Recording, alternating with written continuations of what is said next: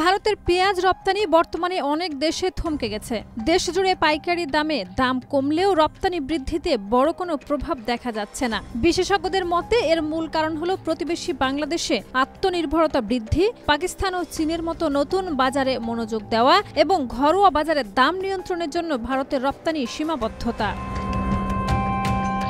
এক সময়ে ভারতের মোট পেঁয়াজ রপ্তানির 1/3 কিন্তু বাংলাদেশ, কিন্তু গত 8 মাসে ঢাকায় কোনো রপ্তানি হয়নি। একইভাবে সৌদি আরবও প্রায় 1 বছর ধরে ভারতীয় পেঁয়াজ খুব সীমিত পরিমাণে কিনেছে। রপ্তানিকারকরা অভিযোগ করছেন, দীর্ঘদিন ধরে ভারতের পেঁয়াজ বীজ অবৈধভাবে বিদেশে চলে যাচ্ছে, যা ব্যবহার করে দেশগুলো নিজ দেশে উৎপাদন বাড়িয়ে প্রায় আত্মনির্ভরশীল হয়ে উঠেছে। ফলে ভারতের আন্তর্জাতিক বাজারে প্রভাব অনেকটাই কমেছে।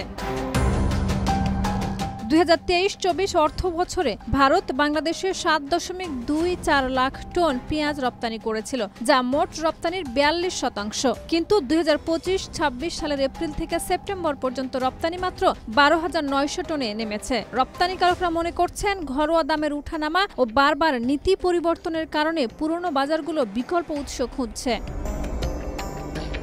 সৌদি আরব ভারতীয় পেঁয়াজ দীর্ঘ সময় ধরে আমদানি করছে না, সেখানে ভারতীয় রপ্তানিকারকরা অনুমতি পাচ্ছেন না।